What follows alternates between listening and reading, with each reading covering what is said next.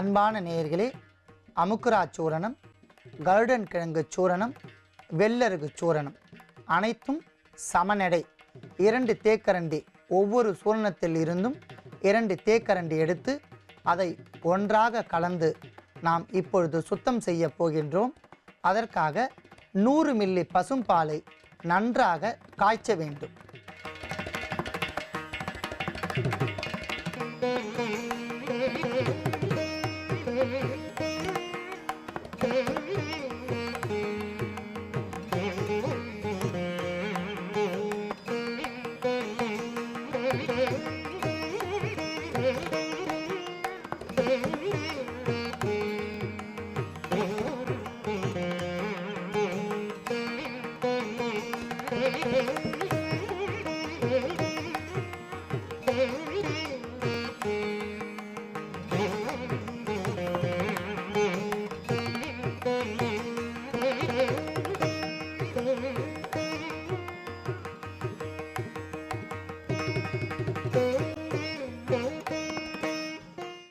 அன்பான நேயர்களே, நன்றாக கொதித்து கொண்டிருக்கின்ற நாட்டு பசும்பாலில் நாம் சேர்த்து ஒரு முடிச்சு போல் கட்டி வைத்திருக்கின்ற இந்த சூரணத்தை மூழ்கி அவித்து எடுக்க வேண்டும்.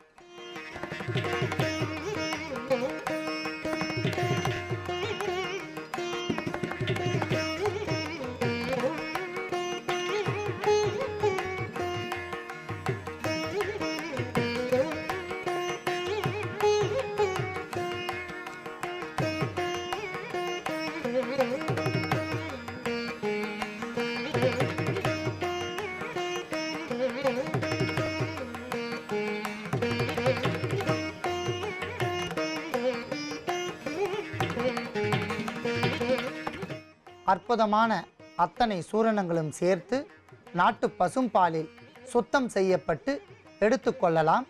இப்பொழுது நன்றாக வெந்துவிட்ட அந்த சூரணத்தை தனியாக எடுத்துக்கொள்ளலாம்.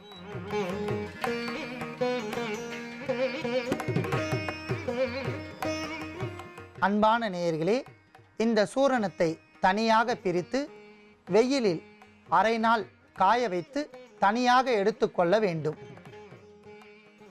அன்பான நேயர்களே, அமுக்குரா சூரணம், கருடன் கிழங்கு சூரணம், வெள்ளருகு சூரணம் இவை மூன்றும் சேர்ந்து நாட்டு பசும்பாலில் நன்றாக வேக வைத்து தனியாக எடுத்து வெயிலில் காய வைத்த மூன்றும் சேர்ந்த திரிசூலி சூரணத்தை இப்பொழுது பார்க்கலாம். அன்பான நேயர்களே, இந்த திரிசூலி சூரணத்தை குழந்தைகள் வளர்ப்பு பிராணிகளால் பாதிக்கப்பட்டு கை கால்களில் நமைச்சல் மற்றும் ஒவ்வாமை நோய் ஏற்பட்டு இருந்தால் அவர்களுக்கு காலை மாலை கால் சிட்டிகை நாட்டு பசும்பாலில் கலந்து குடிப்பதற்கு தந்து வந்தால் படிப்படியாக வளர்ப்பு பிராணிகளால் ஏற்பட்ட ஒவ்வாமை நோய் முழுவதுமாக விலகிவிடும். தொடர்ந்து 1 வார காலம் தந்து வந்தால் குழந்தைகளுக்கு அந்த ஒவ்வாமையால் வரக்கூடிய ஸ்கின் அலர்ஜி எல்லாம் தீர்ந்து குழந்தைகள் ஆரோக்கியமாக இருப்பார்கள். அன்பான நேயர்களே, எளிமையாக நாம் தயாரித்த இந்த சூரணத்தை நோய் உடைய குழந்தைகள் பயன்படுத்தி நோயின்றி வாழ எனது வாழ்த்துக்கள்.